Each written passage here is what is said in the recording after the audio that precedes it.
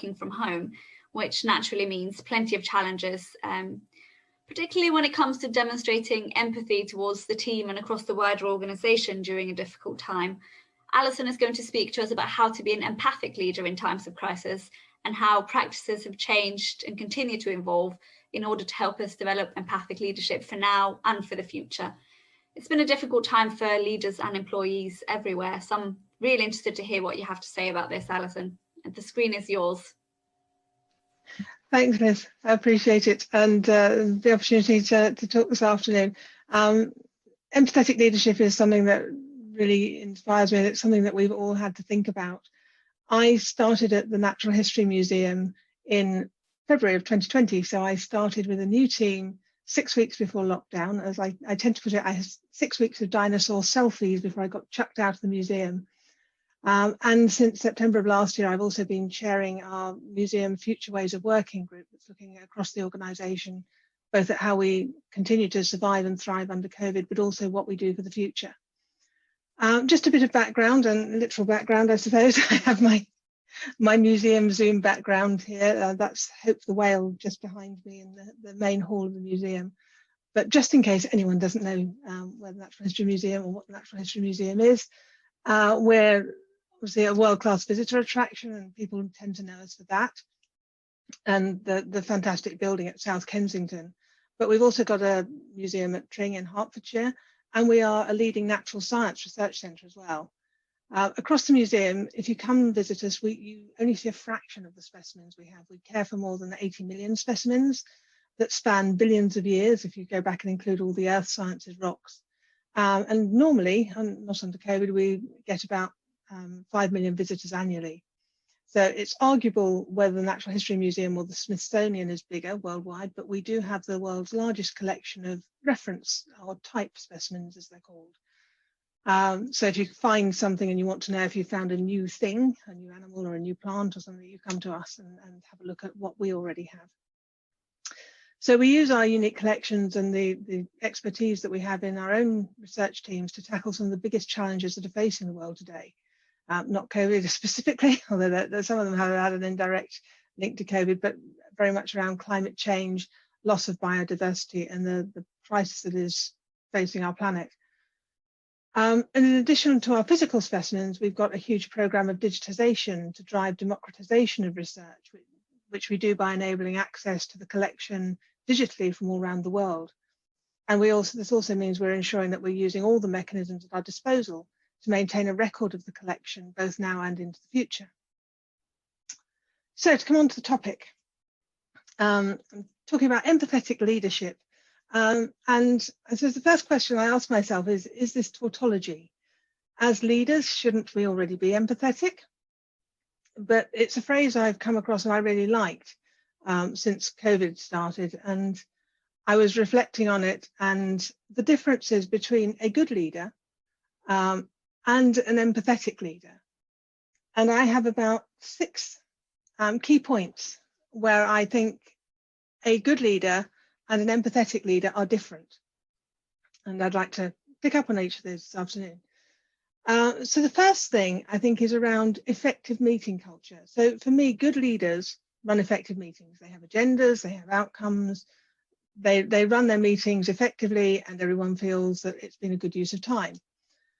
An empathetic leader, though, runs a supportive meeting culture. So what do I mean by that?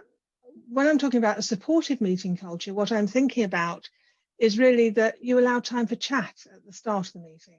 One of the things we've all needed is that ability to make personal contact during COVID. We're all sitting in our own little rooms. I'm not sitting in the Hinsey Hall of the museum, I'm in my study. And you need to be able to make that connection. And empathy is very much about making connections with the individual. So as a supportive meeting culture, it's about allowing time for chat at the start, creating breaks. Now that seems obvious, but some people still don't. And on Teams and Zoom, I think there's been a lot written about how tiring it is to be on screen the whole time. So not just creating breaks in meetings, but trying to help create meeting-free times, because they are exhausting. You are trying to emote through a screen. You can see I'm waving my hands a lot around now. I had this completely borne home to me when I was chairing a meeting, actually, of our Future Ways of Working group one Friday afternoon. And I was very concerned that it was a Friday afternoon and energy might be low. So I was very on it, lots of jazz hands, lots of energy. And I was literally trying to sell it through the screen. If anyone had been in the room with me, they probably have told me to take less sugar. And I came off and my partner looked at me and went, "You are totally exhausted." Yes, I am. And I went to bed early. So that's not just for me, that's for all of our teams. So recognizing that meetings are exhausting and that looking at different backgrounds and adjusting your eyes for different backgrounds across the screen when you've got everyone appearing in the gallery view is exhausting. So creating time, and to come back to that, allowing time for chat. Again, our steering committee for our Future Ways of Working group, which is a small steering group of the project manager, the HR director and me, we have regular meetings for half an hour, about 15 minutes of which is complete chat and rant about what else is going on and setting the world to rights. And then we do a very focused 15 minutes on what we're doing next on Future Ways of Working. But I come out of those meetings feeling really energized and having done what we needed to do. So I think the first point for me is creating that supported meeting culture. The second point for me is around listening. A good leader, we all know we need to listen to people. So, okay, so what's different? I think an empathetic leader, we now need to listen more, and we need to create time for listening. It's so much easier when you're in the office with people to listen because you pick things up on your way to the coffee machine or on your way to the ladies' loo or on your way to lunch, or you have lunch with people. Now we don't have those natural water cooler corridor moments. We need to actually build in time for listening. So it's not just doing the listening, it's the building in time for it and those informal moments. But the other thing that I think is hugely important is not just listening. Everyone talks to leaders about listening because we tend to bang on about stuff and we tend to need to be told to shut up. But actually in this environment, it's also really, really important to share and to share your vulnerability.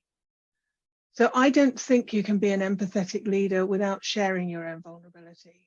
Because if you're always encouraging your team to listen and to talk, if you're listening and you're encouraging your team to talk and share their vulnerability, if you're always looking like you're coping perfectly, eventually that becomes difficult for the other person, because if they're always talking to someone who always knows what they're doing, you just feel like you're always the wuss. So I think it's really important for leaders to also share their own concerns, their vulnerabilities, to be able to get that feedback from other people.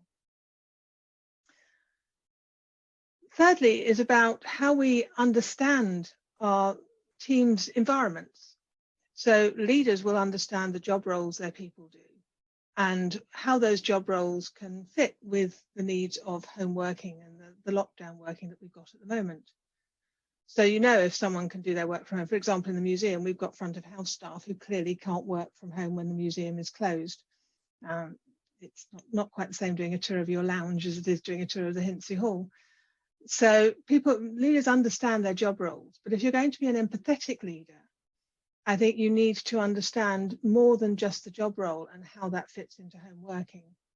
I came across a really good phrase early in lockdown, not mine, but I've stolen it repeatedly ever since, where someone said, we're not all in the same boat.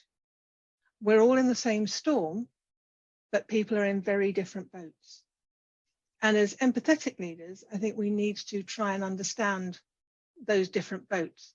And the framework I've come up with myself, I've clearly watched too many crime shows, is the I'm not planning to commit a crime, but model, as I call it, of means, motive, and opportunity. So when I'm thinking about how people are working, the opportunity bit is your job role. Does that give you the opportunity to work from home? Or do you need to be furloughed? Or are you able to do part of your work from home? The means bit is about what do you actually have at home? How does your home environment enable you to work? I've got a nicely set up study. It's easy. I've got a big screen. I find it very easy to work from home, but I'm very conscious that there are people on my team who are in one-bedroom flats, who are sitting on a chest of drawers or working on a chest of drawers, and who also have a partner who's trying to share the chest of drawers and do their work, or who are homeschooling. So there's all sorts of people who have very different home environments that are more or less conducive to working from home. And then there's the motive piece, which is even if you have the means, even if you have the opportunity, where do you want to work? Where do you like to work? Are you very happy being at home in the bosom of your family with the dog sitting on the sofa? You can't see him, but my dog is behind me. I clearly can't take my dog to work in the museum. I have awful thoughts that if I did, he would just grab a bone out of one of the nearest dinosaurs and it would quietly collapse. So are you motivated to work at home, or do you actually like to come into the work environment to be with other people? Do you get your social interaction with your colleagues? So, and people who do the same job, and the job, just understanding the job role does not tell you anything about those means or motive. So clearly we're all having to work under lockdown at the moment from home, or as much as possible. But what that starts to tell you is who's likely to be struggling more with it. If you know those things, who's going to find it more difficult? Who's going to be okay with it? And let you have a better insight and be more empathetic to the people that you're managing. But going forward as well, this is something that we're taking forward with the Future Ways of Working team at the museum. We're looking at using this as a framework for creating a future discussion about working styles. Coming out of that then is my next point, and this is about equality and fairness. So I would say good leaders think about equality. And I don't mean here the normal categorization, the legal categorization of equality. I'm thinking about treating people equally. So good leaders think about treating people equally. But I think empathetic leaders think about a broader definition of fairness.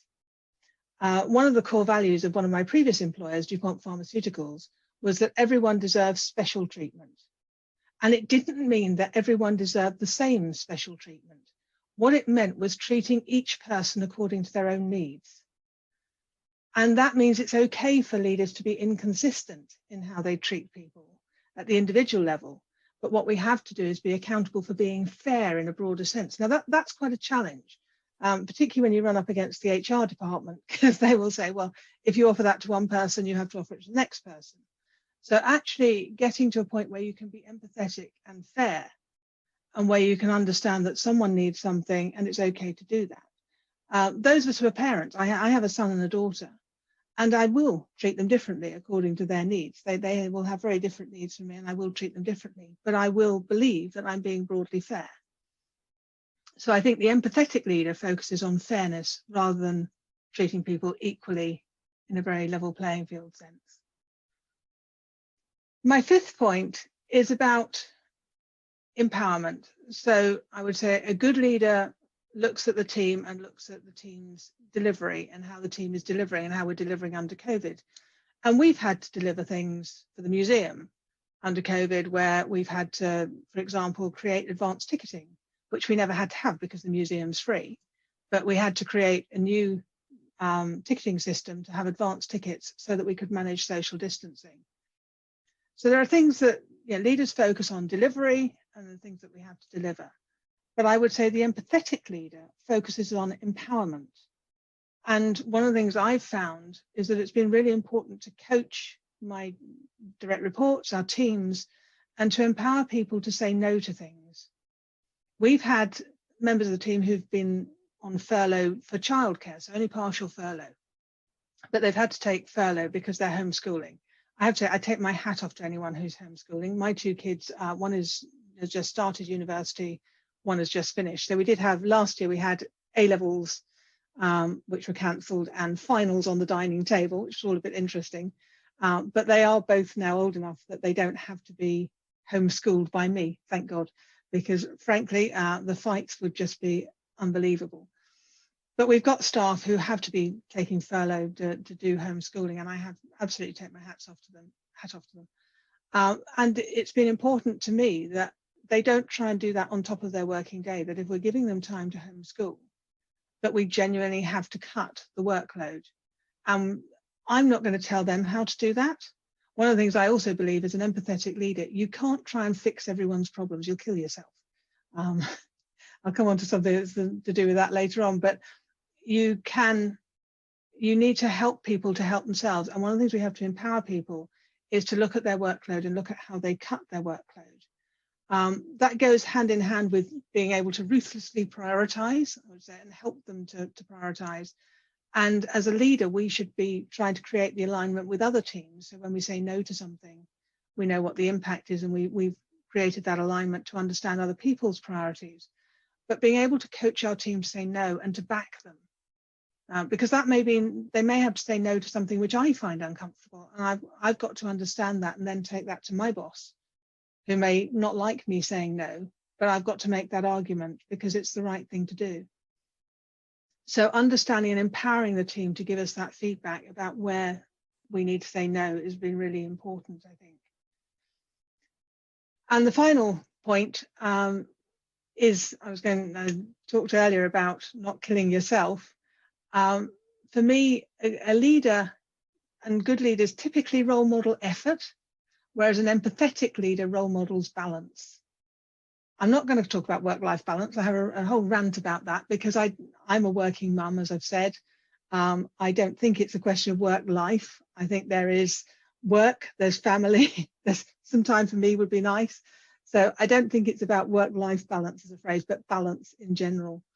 And I think if we're role modeling as leaders, that we're working our socks off and doing all this stuff and knocking ourselves out, that's not healthy for the team. I think an empathetic leader role models balance.